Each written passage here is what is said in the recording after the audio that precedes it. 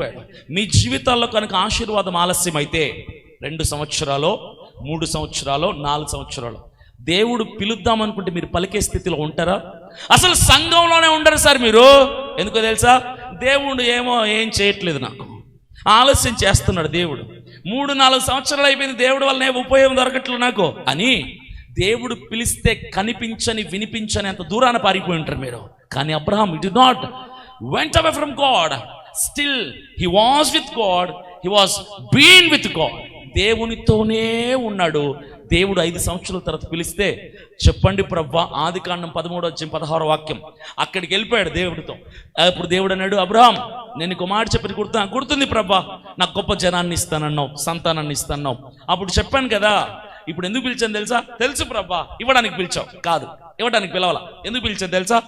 సంతానం ఎలా ఉండబోతుందో చెప్పడానికి పిలిచా. అంటే వివరణ ఇవ్వలేదు కదా, అప్పుడు గొప్ప జనం ఇస్తానన్నాను అంతే, క్లారిటీ ఇవ్వలేదు కదా.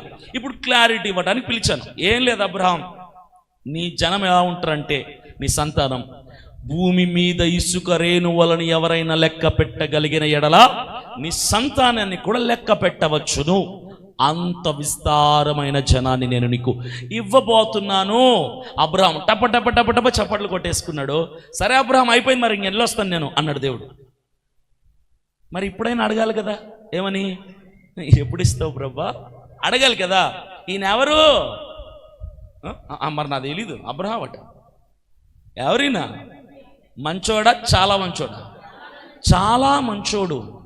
విశ్వాసులకు తండ్రి ఎందుకు అయ్యాడంటే 5 సంవత్సరాలు దేవుడు ఇస్తానన్నది ఇవ్వకపోయినప్పటికీ కూడా దేవుడు చెప్పిన మాటకి విధేయుడై 5 సంవత్సరాల తర్వాత కూడా నీకు బిడ్డలు భూమి మీద ఇసుక రేణువుల వలె, ఆకాశ నక్షత్రముల వలె అని గాల్లో మేడలు కట్టే మాటలు దేవుడు చెప్పినప్పటికీ కూడా తల ఊపి విధేయుడై అక్కడి నుంచి వచ్చేసాడే తప్ప దేవుణ్ణి నిలదీసి ప్రశ్నించలేదు, దేవుని దగ్గర దుఃఖపడలేదు, చింతించలేదు, దుఃఖాక్రాంతుడిగా మిగిలిపోలేదు. He was happy with God. సైలెంట్గా వచ్చాడు. సరే ప్రభు అన్నాడు. ఉంటావా నువ్వు? నీ జీవితంలో దేవుడు ఇస్తానన్న కార్యం 2, 3, 4, 5 సంవత్సరాలు ఆలస్యమైతే దేవుణ్ణి విడిచిపెట్టకుండా, దేవుణ్ణి ప్రశ్నించకుండా, దేవుని సంఘానికి దూరం అవ్వకుండా, దేవుని మీద కోపపడకుండా, దేవుని మీద అసహనం వ్యక్తపరచకుండా నిలబడగలవా? You can't. మీ వల్ల కాదది. ఆలస్యమైందంటే దేవుని మీద కోపం చేస్తుంది. నా దేవుడే కదా, అయితే ముందు ఆలస్యమే కదా. నా దేవుడు గొప్పవాడా? ఆలస్యం గొప్పదా? ఆలస్యం అయితే ఉంది, పోతే పోని. నా దేవుడు గొప్పవాడు కదా. ఉన్నవాడను వాడు నా దేవుడు, ఆకాశము భూమి గతించిన మాట తప్పనివాడు నా దేవుడు అన్న సత్యాన్ని ఎరిగిన క్రైస్తవులు ఎవరైనా ఉంటే ఆలస్యాన్ని బట్టి దేవునికి దూరం అవ్వకూడదు.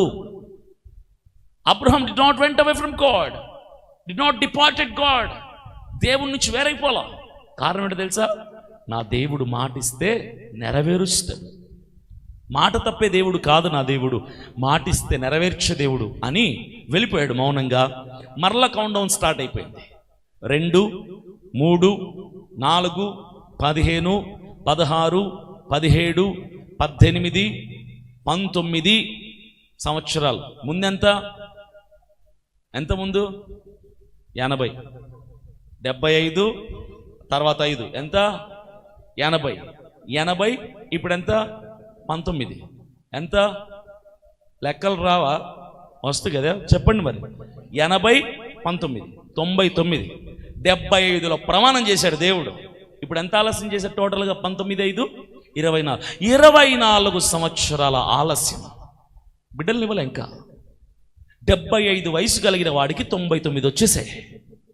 పండు ముసలోడైపోయాడు. వృద్ధాప్యం మీదకి వచ్చేసింది. చేతిలో కర్ర వచ్చింది, వినికిడి తగ్గిపోయింది, దృష్టి మందగించింది, మాట పెదలటం లేదు, బలం తగ్గిపోయింది, శరీరం బలహీనమైపోయింది. రోమిలు రాసిన పత్రిక 18వ అధ్యాయాన్ని చదివితే అక్కడ ఉంటుంది అబ్రహాం స్థితి ఎలా ఉండేదో. అప్పుడు దేవుడు పిలిచాడు, అబ్రహాం. అప్పుడు పిలిస్తే పలికే అంత దూరంలోనే ఉన్నాడు తప్ప పలకనంత దూరం అయితే వెళ్ళిపోలేదు. దేవుడు పిలవంగానే మెల్లగా అడుగులు వేసుకుంటూ ప్రభువా చెప్పు నాయనా అన్నాడు. అప్పుడు దేవుడు అడిగాడు, నేను చేసిన వాగ్దానం గుర్తుందా? గుర్తుందిలే ప్రభువా, కానీ ఆ వాగ్దానం ఇప్పుడు జరగదులే. ఎందుకంటే నీలో ప్రాబ్లం లేదు, వయసు అయిపోయింది, నాకు బలహీన పడిపోయాను, నా శరీరం వీక్ అయిపోయాను, నేను నేనే కాదు, సారాయి కూడా వీక్ అయిపోయింది. ఈ వయసులో పిల్లలు పుడతారా ప్రభా? పర్లేదులే, నువ్వు ఉన్నావు కదా, నాకు చాలే. చెప్పగలరా మీరు మాట? 99 సంవత్సరాల వృద్ధుడు 24 సంవత్సరాల దేవుడిస్తానన్న ఆశీర్వాదం ఆలస్యం. దేవుడితో అంటున్నాడు, నువ్వు ఉన్నావు కదా ప్రభా. బిడ్డ లేకపోతేనేంటి, నువ్వు ఉన్నావు కదా, నేనున్నాను కదా, ఈ బంధం నాకు చాలే అన్నాడే తప్ప, నువ్వు మాట తప్పేశావు, ఆలస్యం చేశావు, 24 సంవత్సరాలైంది, ఎక్కడిచ్చావు బిడ్డల్ని అని తిరగబడలేదే, ప్రశ్నించలేదే. దీన్నే మనం అంటాం, ప్రభువా నాకు నువ్వు ఉంటే చాలు, ఏమున్నా లేకపోయినా నేను నీతో ఉంటాను. చెప్పండి మాట, నాకు నువ్వు ఉంటే చాలు, ఏమున్నా లేకపోయినా నీతో ఉంటాను. క్రైస్తవులు ఈ మధ్య అబద్ధాలు ఆడటంలా అబద్ధాలు పాడుతున్నారు. ఏం చేస్తున్నారు? అబద్ధాలు పాడుతున్నారు. ఎంత అందంగా పాడతారంటే అంత అందంగా పాడతారు. నీవుంటే నాకు చాలు. చూసారు ఎంత చక్కగా పాడుతున్నారు అబద్ధాన్ని.